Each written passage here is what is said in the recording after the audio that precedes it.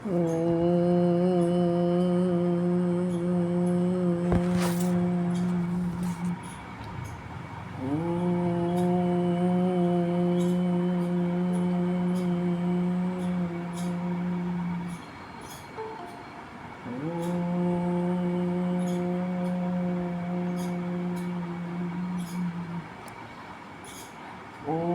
सहनाववतु सहनौ भुनक्तु सह वीर्यं करवावहै तेजस्विनावधीतमस्तु मा विद्विषावहै।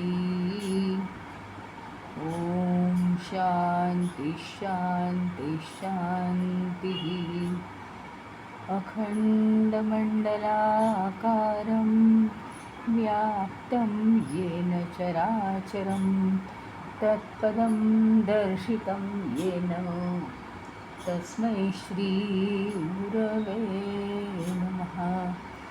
अज्ञानतिमिरान्धस्य ज्ञानाञ्जनशलाकया चक्षुरुन्मीलितं येन तस्मै श्रीगुरवे नमः। गुरुर्ब्रह्मा गुरुर्विष्णु गुरुर्देवो महेश्वरः गुरुरेव परं ब्रह्म तस्मै श्रीगुरवे नमः। स्थावरं जङ्गमं व्याप्तं यत्किञ्चित् सचराचरं तत्पदं दर्शितं येन तस्मै श्रीगुरवे नमः। चिन्मयं व्यापि यत्सर्वं त्रैलोक्यं सचराचरं तत्पदं दर्शितं येन तस्मै श्रीगुरवे नमः। त्वमेव माता च पिता त्वमेव बन्धुश्च सखा त्वमेव विद्या द्रविणं त्वमेव सर्वं मम देवदेव त्वमेव सर्वं मम देवदेव।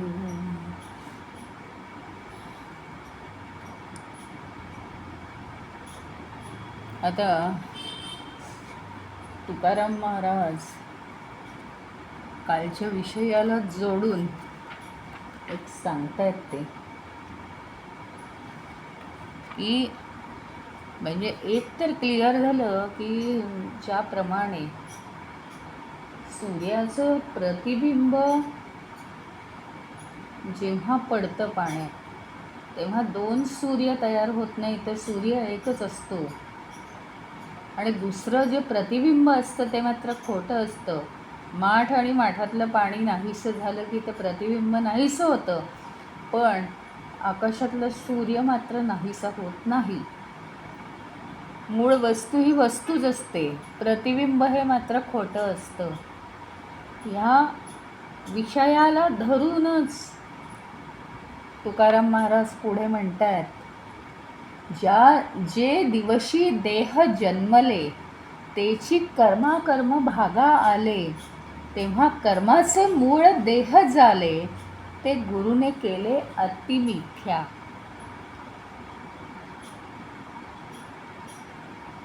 ज्याप्रमाणे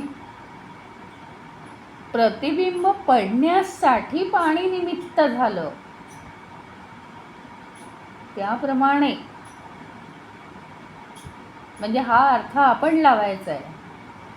तो झाला, तो मागचा श्लोक झाला, हा पुढचा दुसरा श्लोक आहे.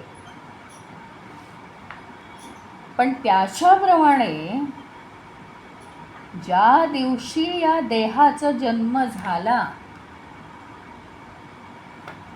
त्या दिवशी त्या देहाबरोबर कर्माचं कीट आलं आपल्या हाती. ती सगळी कर्म करायची आहेत आता.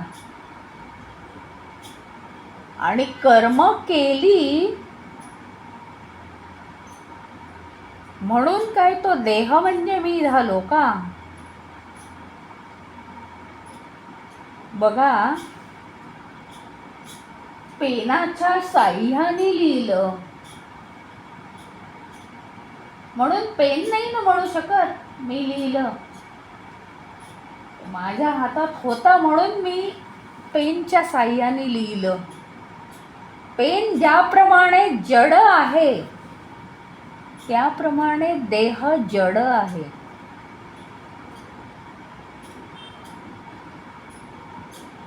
माझ्या वासनांप्रमाणे कर्म करण्यासाठी ज्याप्रमाणे वहीमध्ये लिहिण्यासाठी लेखणी म्हणून पेनाचा उपयोग होतो, पण वही आणि पेन ही दोन्ही साधनं आहेत. लिहिणारा मी आहे, पण नुसता लिहिणारा हात असून उपयोग नाही. तर माझी बुद्धी आहे, माझे विचार आहेत, त्याच्यामुळे लिहिलं जातं. कर्ता वेगळाच आहे. त्याप्रमाणे ज्या दिवशी देह जन्माला आला, तो देह काय, कशासाठी? तर माझ्या ज्या वासना जी कर्म करायला सांगतायत ती कर्म करण्यासाठी तो देह दिला पाठवून. एक ते सगळं कीटच आलं आपल्याबरोबर. माझ्या वृत्ती, माझ्या वासना, माझे विचार, माझी बुद्धी आणि माझा देह, माझी इंद्रिय, हे सगळं कीटच आलं आहे आपल्याबरोबर. त्या सगळ्यांचा उपयोग करून आपण करतो आहोत काहीतरी. पण हे सगळे काय आहेत? ही सगळी साधनं आहेत. सगळी साधनं आहेत. यापैकी मन आणि बुद्धी आपण विकसित करू शकतो. मन आणि बुद्धी विकसित करू शकतो. बाकी सगळी साधन आहेत. शरीराची काळजी घेऊ शकतो.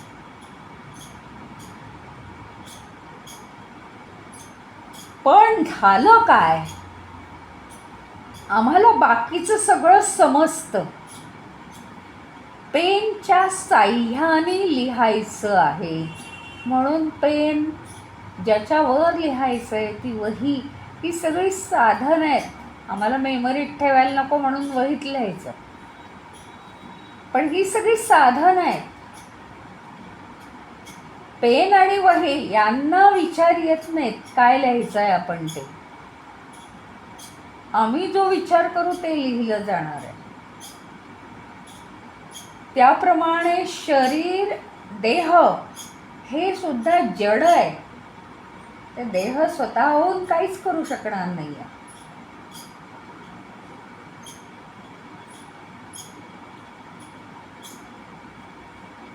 त्या देहाला हलवणारं चैतन्य आहे. ही सगळी काय आहे? एक विशिष्ट टेक्नॉलॉजी ईश्वराने भरलेली आहे.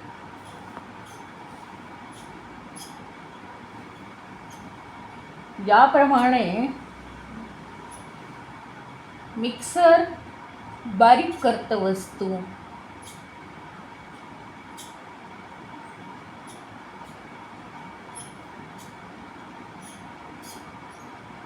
कढईत भाजी होते, म्हणजे ती त्या गोष्टींसाठी साधन आहेत. त्याप्रमाणे मनामध्ये विचार येतात, हे करावं ते करू नये, त्याला बुद्धी गाईड करते. आपल्या देहाला वेगवेगळ्या आकारांमध्ये छिद्र आहेत, कानाची, नाकाची, डोळ्याची. तोंडाची. ते सगळ्यांची कामं वेगवेगळी आहेत.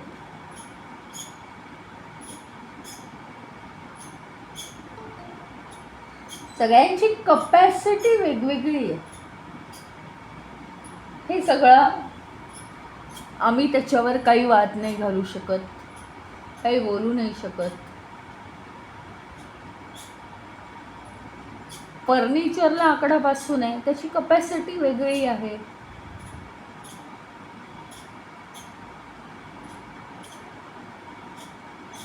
हत्यारं लोखंडाची आहेत, त्याची कपॅसिटी वेगळी आहे. म्हणजे प्रत्येक गोष्ट प्रत्येक गोष्टीसाठी वेगळी आहे. पण तरीसुद्धा हे सगळं काय झालं, ही साधन आहेत, हे जड वस्तू आहेत. जरी त्याची कपॅसिटी असली तरी वापरणारा जो आहे तो असला पाहिजे तिथे.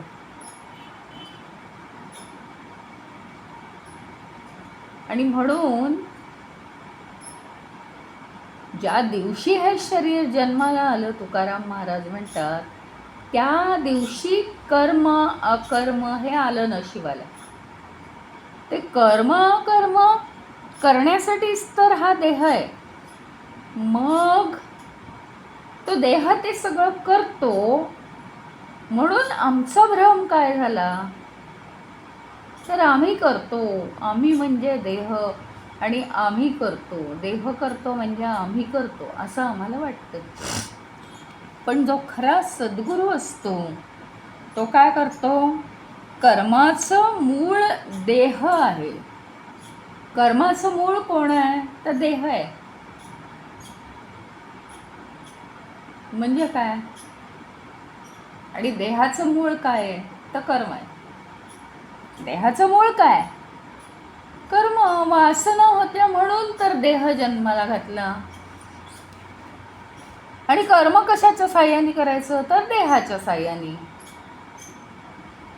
कर्म आहेत म्हणून देह जन्माला आला, आणि देह आलाय जन्माला म्हणून कर्म केली पाहिजेत त्याच्या साह्याने. त्यामुळे कर्माचं मूळ देह आहे. म्हणजे काय माहिती का, खूप मोठी गोष्ट सांगितली ह्याच्यात. कर्माचं मूळ देह आहे. का आम्हाला वारंवार वेगवेगळे जन्म घेऊन कर्म करावी लागतात, त्या कर्माचं मूळ देह आहे. कारण मी देहाला मी म्हणतो. देह म्हणजे मीच. देह वेगळा आहे, मी वेगळा आहे. देह वेगळा आहे आणि मी वेगळा आहे, पण त्या देहालाच मी म्हणतो.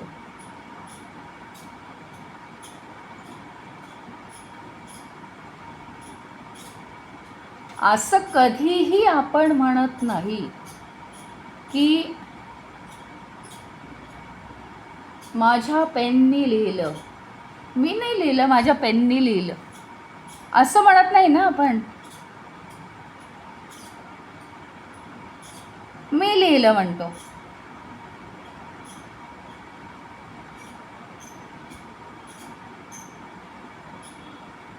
म्हणजे लिहिणारा पाहिजे ना कोणतरी.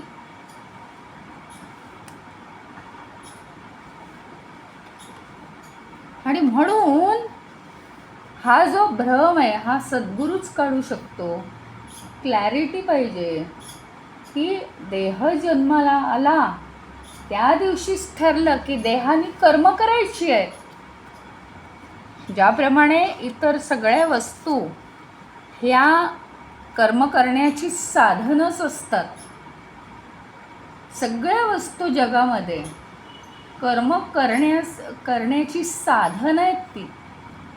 त्याप्रमाणे हा देह आहे.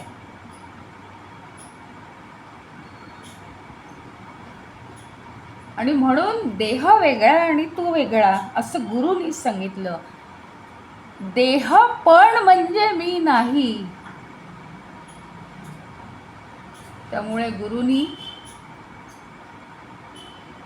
देहाला मी म्हणू नको, ते मिथ्यापण आहे हे सिद्ध केलं. तुकारामांची भाषा अतिशय सोपी आहे. भिद्यते हृदय ग्रंथी छिंद्यते सर्व संशयः, क्षीयन्ते चास्य कर्माणि तस्मिन् दृष्टे परावरे.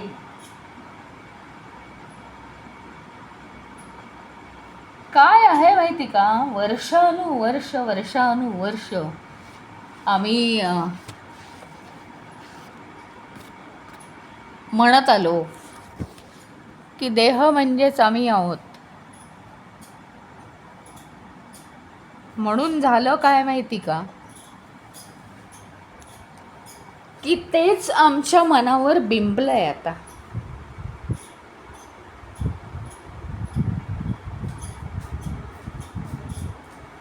वर्षानुवर्ष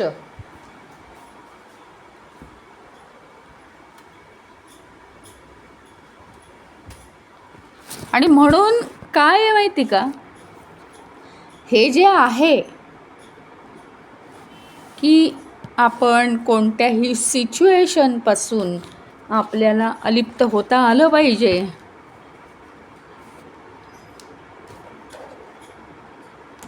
किंवा साक्षी होऊन आपण त्याचा विचार करावा वगैरे. याच्यामुळे काय होतं माहिती का, त्यांनी ग्रंथी हा शब्द वापरलाय.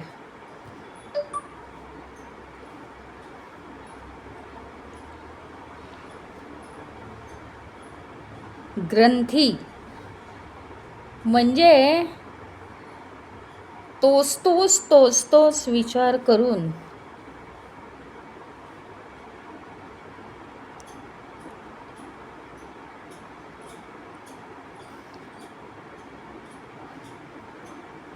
तशा ग्रंथी बनतात, म्हणजे गाठी बनतात, म्हणजे तेच विचार मनामध्ये फिक्स होतात.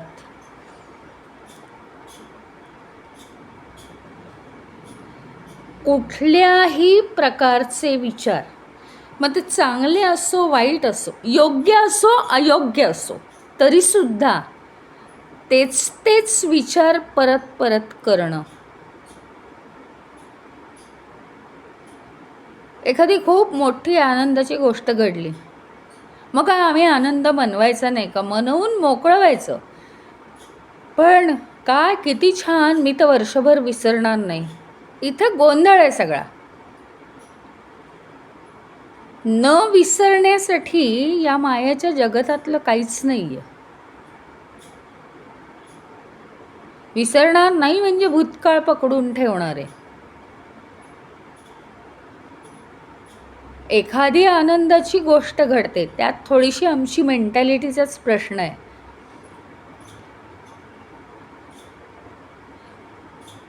आमचं मन आहे ना, नवीन गोष्टी स्वीकारायला तयार होत नाही. त्या मनाला फारसा पसारा नको असतो.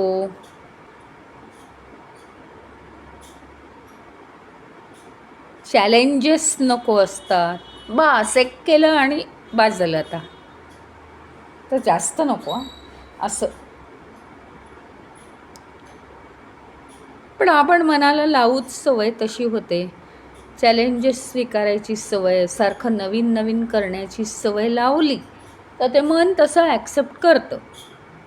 पण सर्वसाधारणतः माणसाला अशी सवय आहे. ज्यावेळी अशी सवय रुजते ना आपल्या अंगात, त्यावेळी ग्रंथी बनतात. मग तो विचार वाईट असो चांगला असो, सरळ असो वाकडा असो, द्वेषाचा असो प्रेमाचा असो, पण आपले विचार म्हणजे अतिशय बारीक सूक्ष्म केसासारखे धागे असतात.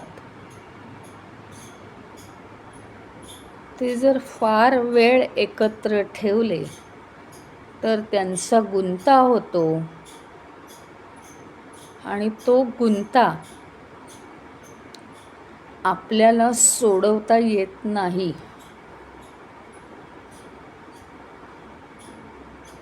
केस गुंतले तर आपण तेल लावून सोडवण्याचा प्रयत्न करतो.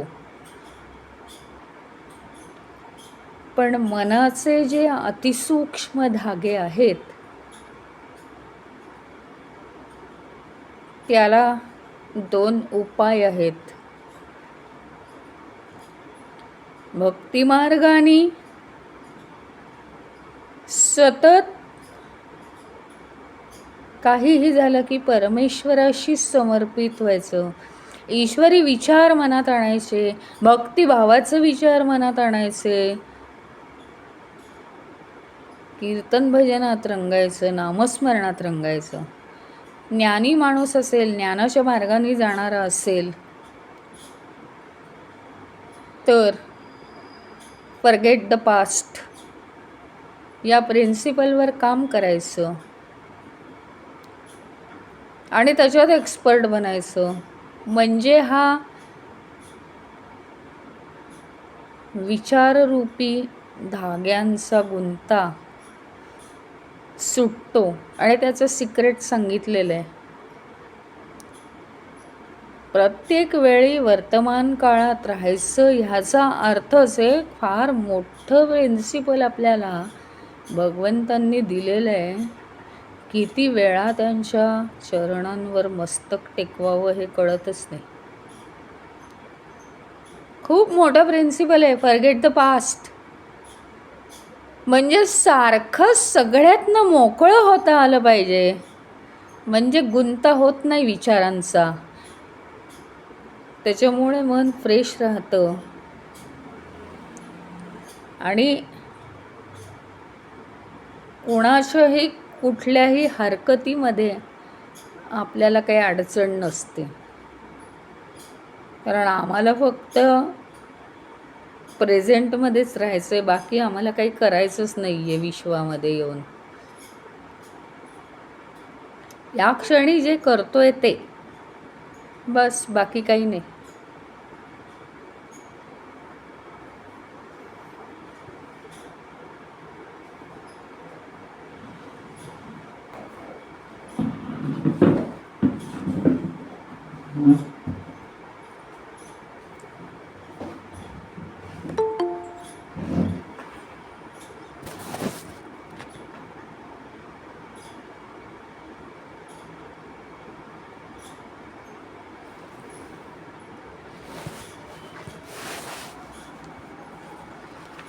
आणि म्हणून देह हे कर्माचं साधन आहे फक्त, एवढंच आपण समजायचं आहे. बाकी देह म्हणजे मी होऊ शकत नाही. देहाने कष्ट केले असले तर त्याला आराम द्यायचा. देह आजारी असेल तर त्याची काळजी घ्यायची, आराम द्यायचा, औषधं द्यायची. ह्या पलीकडे काही नाही. इतर वस्तूंची आपण काळजी घेतो, फाटू देत नाही, तुटू देत नाही, फुटू देत नाही. त्याच्याप्रमाणे काळजी घ्यायची देहाची. या पलीकडे देह म्हणजे मी नाही होऊ शकत. देह म्हणजे एक साधन, एक इन्स्ट्रुमेंट, एक आपल्या कामासाठी असलेली वस्तू.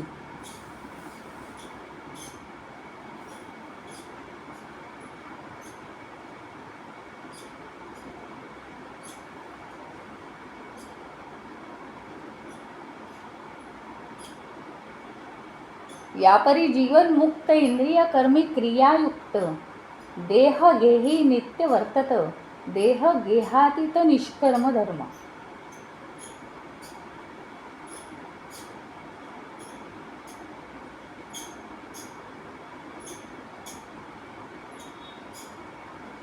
देहामध्ये आपण आहोत म्हणजे आपल्याला काय कर्म करावीच लागतात ना. ज्याला देह आहे त्याला कर्माशिवाय काही होतं का? होऊच शकत नाही. नुसतं बसून तो राहू शकत नाही. मग काय होतं ते माहिती आहे आपल्याला, करावंच लागतं सगळं. ज्यावेळी देहामध्ये राहून आपल्या सगळ्या ज्ञानेंद्रियांमार्फत आणि कर्मेंद्रियांमार्फत तो कार्य करत असतो, त्यावेळी सुद्धा जागरूकपणे तो त्यांच्यापासून दूर राहू शकतो.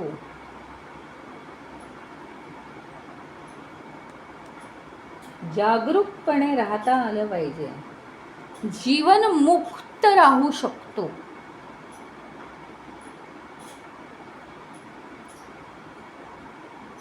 हे सगळं चाललंय, पण हे शरीर काम करतंय. शरीराने काम व्यवस्थित होते की नाही?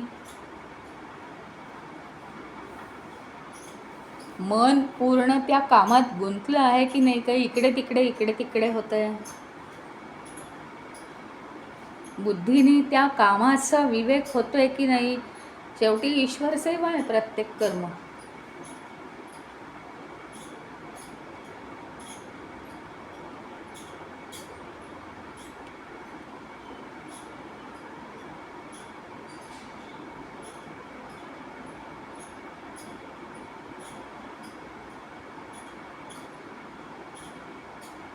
परमात्मा स्वये स्वसंवेद्य बाह्या उभावूनी बाव गरजे वेद एकात्मता निजबोध परमानंद अद्वयत्वे.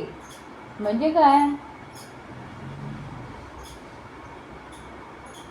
परमात्मा परमात्मा ओरडून तो कुठे बाहेर शोधून मिळणार नाही. आतमध्ये शोधायला गेलं तर तो काही शोधण्याची वस्तू नाही. खोलीत एखादी वस्तू शोधावी तसा काही नाही आहे ना परमात्मा. स्वसंवेद्य, संवेद्य, संवेदना झाली पाहिजे ती. संवेदना म्हणजे जाणीव, चांगली वेदना. वेदना नाही म्हणजे विदवेद या धातूपासून ते आलेलं आहे. जाणणे,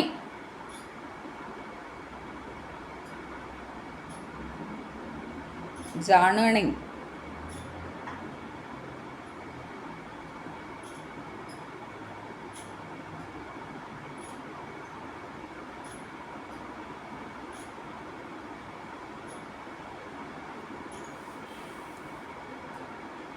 स्वसंवेद्य, स्वतःचा जाणला जातो. तो जाणल्यावर मी काही बोलू शकत नाही त्याच्याबद्दल. जोपर्यंत मी जाणत नाही तोपर्यंत पुस्तकातलं वाचून मी सांगू शकते. जेव्हा मी जाणीन तेव्हा मला फक्त आनंदच झालेला असेल. मी त्याचं वर्णन करू शकणार नाही. तो स्वसंवेद्य आहे. स्वतःला जाणणार आहे. तो ज्यावेळी जाणला जातो त्यावेळी कुणीच नसतं तिथे हजर. जसं ज्यावेळी आपण झोपतो त्या क्षणी, त्या झोपेच्या वेळामध्ये तिथे अनुभव घेणारा कुणीही शिल्लक नसतो. सगळे झोपलेले असतात. मन, बुद्धी, चित्त, अहंकार, देह सगळे झोपलेले असतात. आम्ही सांगतो त्या सगळ्या बाता, काय मला छान झोप लागली वगैरे. ज्यावेळी आम्ही असं सांगतो स्वप्न मला पडलं, त्यावेळी मन जागं असतं. ते मन सांगतं काहीतरी की स्वप्न पडलं. आता जेव्हा आठवेल स्वप्न तेव्हा ठीक आहे म्हणजे, पण एखाद्याला स्वप्न आठवत नाही किंवा अर्धवट आठवतं, तेव्हा मध्ये मध्ये ते मन झोपलेलं असतं म्हणून ते तेवढंच आठवतं आणि मध्ये मध्ये मन जागं असतं. मनच बनवतं ना नाहीतरी स्वप्न. दिवसाचे जे प्रसंग मनावर प्रिंट उमटली जातात, माणसाला स्वतःच्या मनावर प्रिंट उमटवायची जर वृत्ती असेल, म्हणजे काय एवढंसं झालं की मनाला लावून घ्यायचं, अरे असं का झालं तसं का झालं, किंवा साध्या साध्या गोष्टींचे विचार काहीतरी असे करायचे. त्या आज मी लाईनीत होतो, काय लाईनीतली माणसं बोलत होती, तो मध्येच एक जण घुसला, हे करणं काही योग्य आहे का वगैरे असं. म्हणजे खूप त्याचं नुसतंच लोकांना सांगण्यापुरतं नसतं. हे मनावर प्रिंट्स उमटत असतात. ते जणू काही एक आयुष्यात अशी फार महत्त्वाची मोठी घटना घडली त्या लाईनीत उभं राहिल्यावर. अशा प्रकारचा ज्याचा स्वभाव असतो त्याच्या मनावर दिवसाचे जे प्रिंट्स उमटतात ते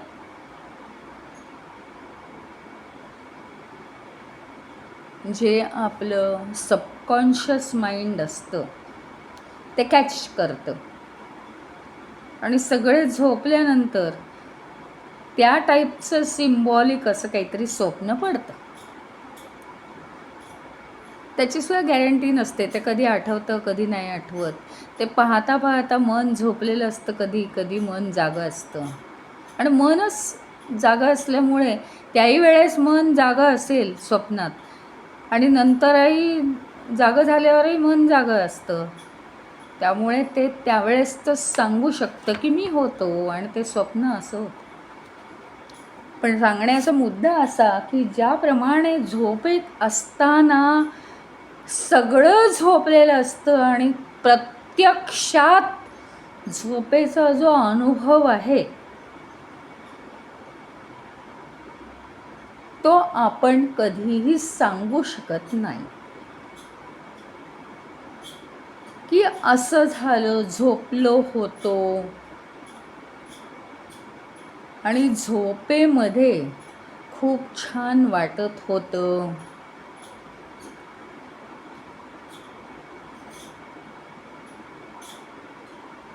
कूलरचा थंडावा होता, जाणवत होता, बरं वाटलं. काहीही सांगू शकत नाही. जागं झाल्यानंतर काल काय होतं झोपेत हे जर आम्हाला माहिती असेल तर आम्ही काहीतरी बोलतो. त्याप्रमाणे हे जे चैतन्य आहे किंवा परमतत्व आहे हे काय आहे? स्वसंवेद्य आहे. स्वतःला वेद्य म्हणजे जाणू शकणारं आहे. ते ज्यावेळी स्वतःला जाणलं जातं. दुसऱ्यांना ओळखणं गोष्ट वेगळी आहे. मी ओळखणं, मला ओळखणं म्हणजे माझे गुण ओळखणं वगैरे असं नाही, ढोबळमानाने नाही. मी असं म्हटल्यावर जी मी नावाची जी जाणीव आहे, देह नाही, मन नाही, बुद्धी नाही, काही नाही, त्या जाणीवेला मी जाणणं, तेव्हा तिथे काही शिल्लक राहत नाही. त्याचा अनुभव थोडी सांगू शकत नाही. काहीतरी शब्दात सांगितलं तरी तो वेगळा सांगितला जातो असं स्पष्ट करताय तिथे.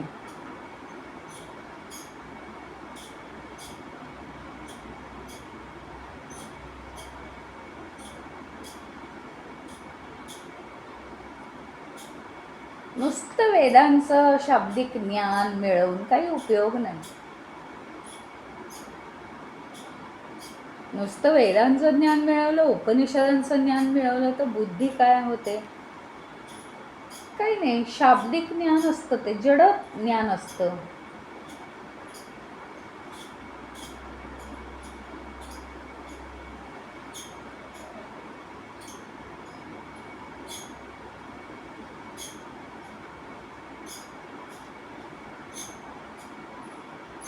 जेव्हा या जीवाला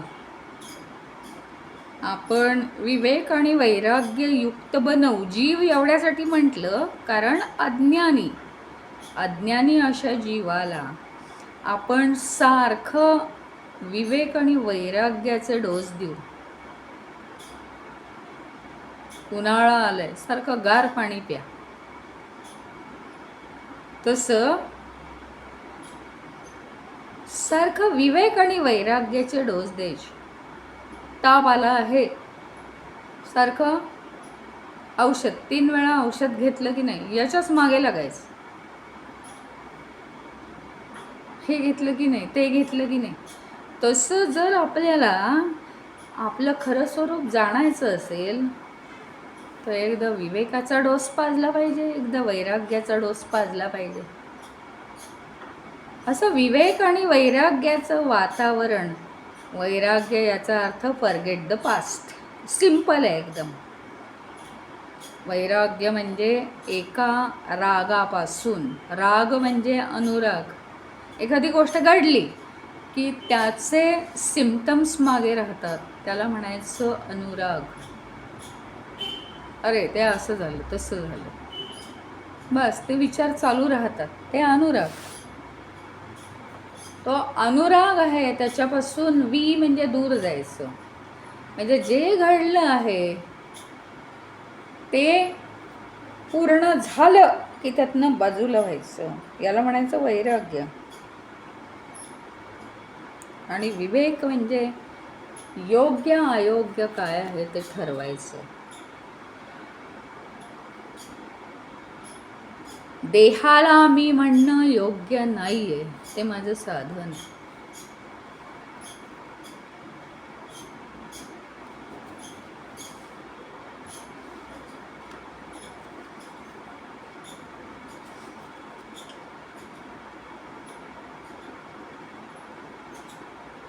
त्यामुळे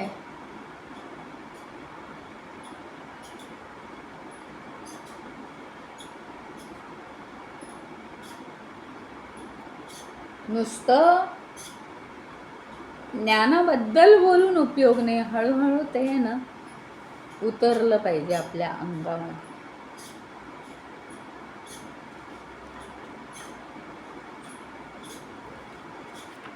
आणि जाणण्याची सूक्ष्मता पण आली पाहिजे ना तेवढी.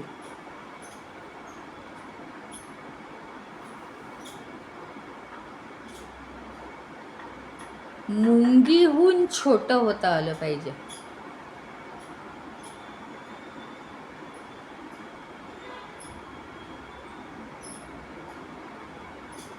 म्हणजे आपल्याला ते काय आहे, मी असं अहंकाराचा फुगा असेल फुगलेला, तर आत्मतत्व कधीही समजणार नाही आपल्याला.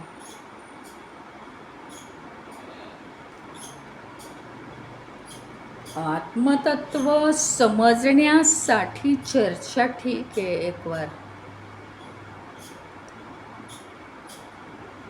पण प्रत्यक्षात आत्मतत्व जाणायचं असेल तर त्यातले शब्द एखाद्या विद्वानासारखे घेऊन पोकळवास करण्यात काही अर्थ नाही.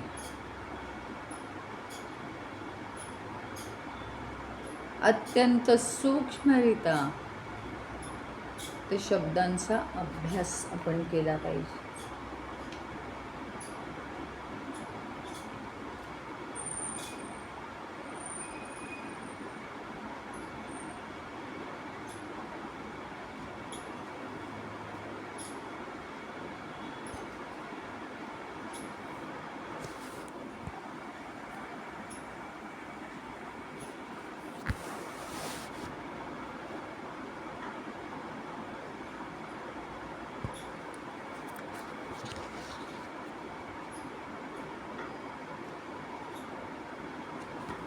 आता इथे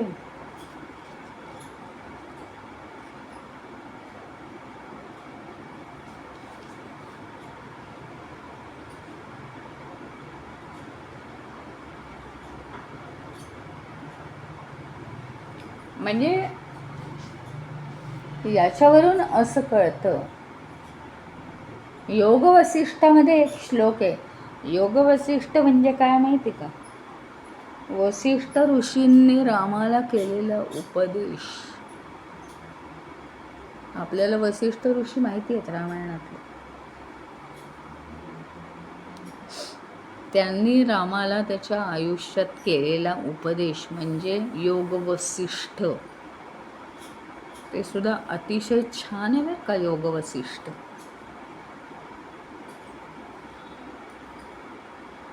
त्याच्यात असं सांगितलंय, येन शब्दम रसम रूपम गंधम जानासी राघव. अरे राघवा, ज्याच्या साह्याने तू शब्द रस रूप गंध जाणतोस, या इंद्रियांचे जे गुण आहेत. कान काय करतात तर शब्द ऐकतात ना, डोळे काय करतात तर रूप बघतात, जीव काय करते तर रस घेते पदार्थांचा, नाक काय करतं गंध येतं. वास घेतो. हे ज्याच्या साह्याने तू जाणतोस, तम आत्मानं परब्रह्म जानीहि परमेश्वर. तोच आत्मा, हेच परब्रह्म आहे. आणि ईश्वर जाणण्याचं हे खरं साधन आहे. तेच तू जाण. ज्याच्या साह्याने हे सगळं जाणतोस ते जाणता आलं पाहिजे, असं वसिष्ठ ऋषी रामाला म्हणतात.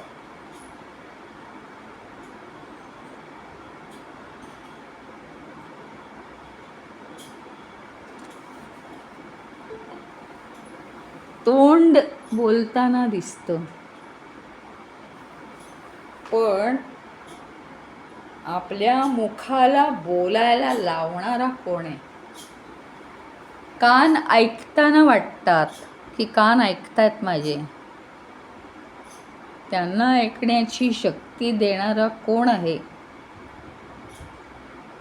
ती जी इंद्रियांना कार्यरत करणारी, इंद्रियांच्या मागची जी शक्ती आहे ती जाणण्यासारखी आहे, बाकी काही जाणण्यासारखं नाहीच आहे.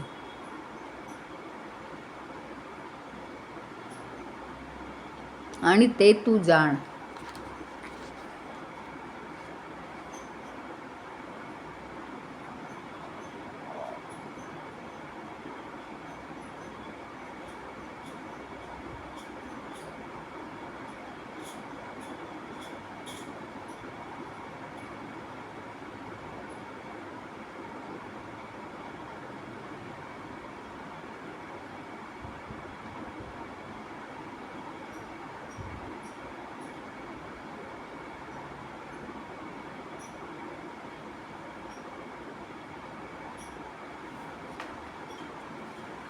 जेणे सुखावे विषय धर्म, जेणे कळे कर्मा कर्म, जेणे जाणीजे ते परब्रह्म, ते जाणे वर्म रघुवीर.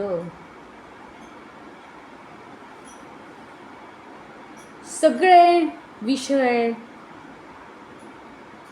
सगळी कर्म हे ज्याच्यामुळे कळतं,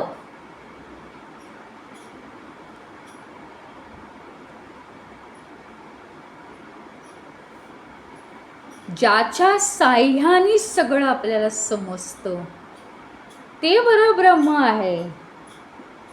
हे आता तू जाण, असं श्रीरामाला वसिष्ठ ऋषी सांगतात.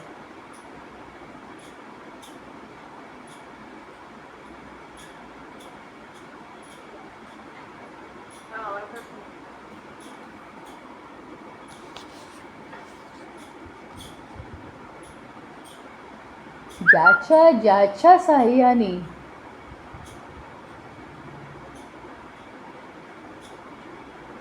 सुख मिळतं, आनंदित करतं, ते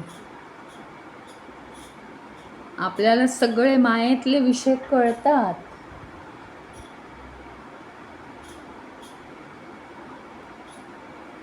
ज्याच्या साह्याने हे सगळं होतं, ते परब्रह्म तू जाण.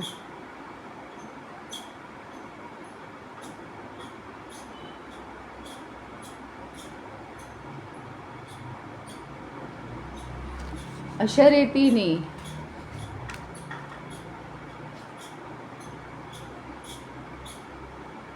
शरावोदकस्थो भानुरेकः एक अनेक विभागी.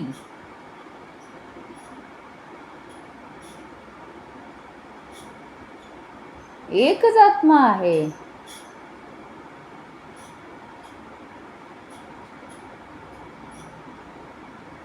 पण तो प्रत्येक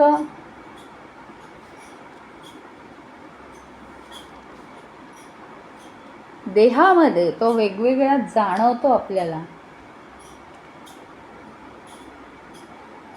लाईनीने सगळी भांडी ठेवली वेगवेगळ्या आकारांची आणि त्याच्यामध्ये पाणी घातलं तर अनेक सूर्याची प्रतिबिंब पडतील आणि अनेक रूप दिसतील सूर्याची. तरी सुद्धा सूर्य एकच आहे, तो निर्विकार आहे, त्याच्यात काहीही बदल होत नाही. गोल भांड्यात गोल प्रतिबिंब पडू दे, चौकोनी भांड्यात चौकोनी प्रतिबिंब पडू दे, पण त्याच्यात काहीही बदल होत नाही.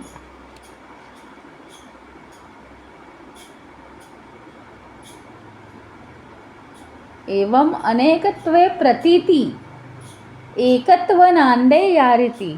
आपल्याला म्हणजे हा एक दृष्टिकोन आला पाहिजे की अनेकांमधून शेवटी एकच प्रचिती येते आपल्याला. हजारो व्यक्ती आहेत, प्रचिती एकच आहे की हे तर सगळं एकच आहे, परब्रह्म एकत्व नांदे या रीती. हे मुक्ताची निजस्थिती. जाणती ते मुक्त, केवळ मुक्तच हे जाणू शकतात. त्या मुक्ताची स्थिती कशी आहे?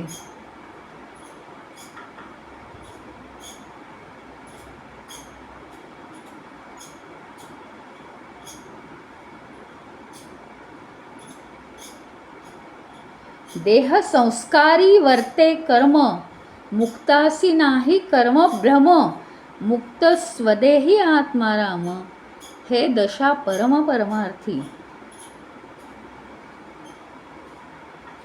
देह संस्कारी वर्ते कर्म. मागच्या जन्माच्या संस्कारांमुळे जे कर्म निर्माण झालेलं आहे वगैरे, हे सगळं कर्म काय करतो? वर्ते म्हणजे आचरण करतो, वागणूक करतो. या कर्माची तो वागणूक करतो, या कर्माला तो करतो. मुक्तासी नाही कर्मभ्रम म्हणजे काय? देह हे कर्म करत आहे, मी करत नाही. मुक्तासी नाही कर्मभ्रम. जो मुक्त असतो त्याला या कर्माचा भ्रम कधीही होत नाही की मी करतो माझ्यामुळेच झालं, कारण ते देह करत असतो. मुक्त स्वदेही आत्मा राम. देहामध्ये राहून सुद्धा मुक्त कसा असतो? आत्मा राम म्हणजे आत्मतत्व असतो, अलिप्त असतो.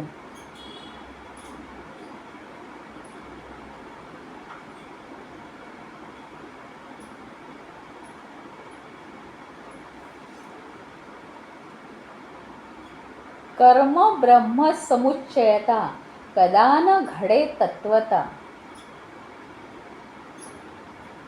म्हणजे एक आहे कर्म हे देहाच्या साह्याने करायचे आणि ज्ञान हे बुद्धीच्या साह्याने घेऊन ते आचरणात आणायचे. बुद्धीपेक्षाही सूक्ष्म होऊन बुद्धीच्या पलीकडे जायचं. या दोन गोष्टी वेगळ्या आहेत याचा ज्याला भ्रम होत नाही तोच हे परब्रह्म प्राप्त करू शकतो. एवं कर्मातीत परब्रह्म. अशा रीतीने हे परब्रह्म जे आहे ते कर्माच्या अतीत आहे, कर्माच्या पलीकडे. कर्म काय आहे? कर्म देहासाठी आहे, तो देह करू दे. तिथे जेथे स्पर्शो न शके कर्माकर्म म्हणजे अरे चांगलं कर्म करावं का वाईट कर्म करावं, जोपर्यंत आपण देहात आहोत ना, म्हणजे देह आहे आणि देहासाठी सगळा व्यवहार पण आहे, त्या पातळीवर जोपर्यंत मनाशी आपल्या पातळी आहे, मायेच्या पातळीवर आपण विचार करतोय, तोपर्यंत चांगलं कर्म कोणतं बाबा मला करू देते, व्यवस्थित चांगलं कर्म करू दे, पुण्यकर्म करू दे, वाईट कर्म करायला नको, कुणाला दुखवायला नको, हे सगळं बरोबर आहे तोपर्यंत. परंतु जो जेथे स्पर्शो न शके कर्माकर्म, परब्रह्माच्या ठिकाणी कर्म अकर्म हे स्पर्शूच शकत नाही. आणि म्हणून हा जो श्रीकृष्ण आहे त्यांनी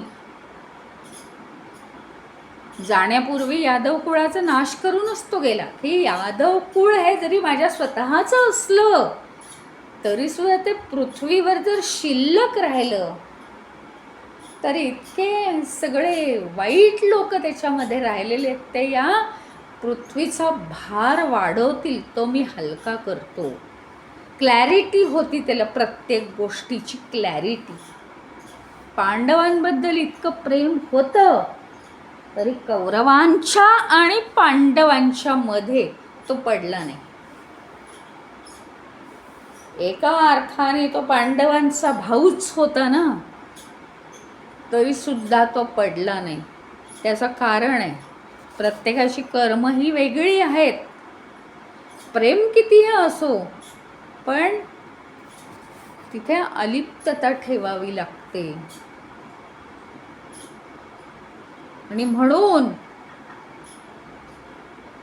परब्रह्माच्या ठिकाणी चांगलं कर्म वाईट कर्म हे स्पर्श करत नाही. ह्याचा अर्थ असा नाही की वाईट कर्म केली तरी चालतात, असं नाही. चांगलं कर्म आणि वाईट कर्म ह्याची फळं देहाला मिळणार आहेत, कारण देह करतोय ती.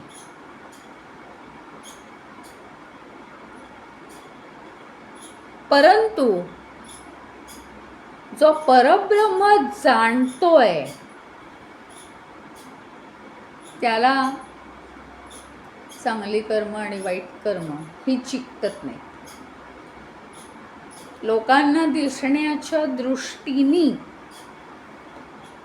स्वतःच्याच नातेवाईकांच्या विरुद्ध उभं राहून गुरूंपासून सगळ्यांना बाण मारण्याची वेळ येणं अर्जुनाने. लोकांच्या दृष्टीने कितीही वाईट असू दे, मी तुम्हाला आजही सांगते, आज जर मी भगवद्गीतेचा पहिला अध्याय चालू केला आणि मी जर सांगायला लागले की भगवंताचंच बरोबर आहे, अर्जुनाचं चूक आहे, त्याला असं नको होतं वाटायला, लोक रडतात अक्षरशः. हे काय आहे? स्वतःच्या नातेवाईकांना मारणं हा काय धर्म आहे का? पण इथे गीतेमध्ये वेगळेपण आहे, इथे वेगळेपण आहे. आणि हे जेव्हा कठोर नियम, मायेचे नियम वेगळे आणि परब्रह्माचे नियम वेगळे, हे कठोरपणे आपण जोपर्यंत स्वीकारत नाही तोपर्यंत आपल्याला परब्रह्म जाणता येत नाही. कर्म चांगली आहेत की वाईट आहेत निरखून पारखून करायची आहेत, पण ती कशासाठी माहिती आहे? त्या देहाच्या पातळीवर सगळं काही व्यवस्थित चालावं म्हणून. कारण त्याचे येणारे परिणाम हे देहाला भोगायला लागतील.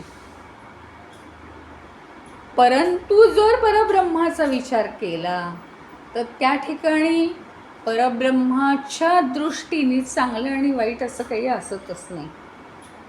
तो मी आत्मा आत्मत्वे परम निरूपम परमार्थता. एकदम परमात्म्यालाच स्पर्श होतो. निरुपम म्हणजे त्याला ज्याची उपमाच करता येणार नाही.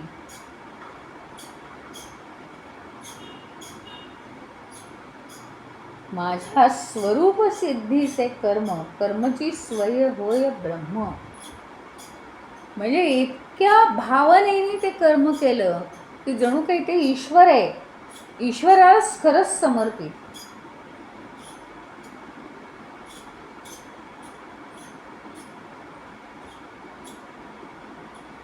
प्रपंचू होय पुरुषोत्तम तो मी आत्माराम आत्मत्वी.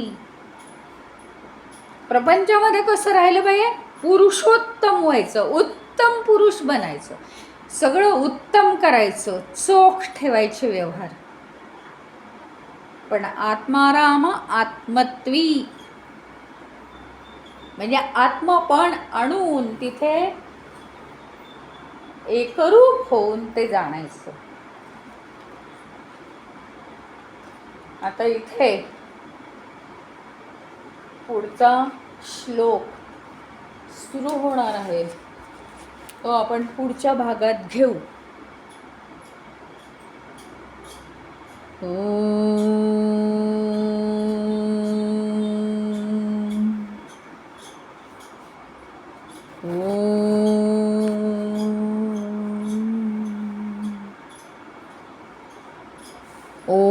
पूर्णमदः पूर्णमिदं पूर्णात् पूर्णमुदच्यते पूर्णस्य पूर्णमादाय पूर्णमेवावशिष्यते। ॐ शान्ति शान्ति शान्तिः। हरि ओम श्री गुरुभ्यो नमः। हरि ओम।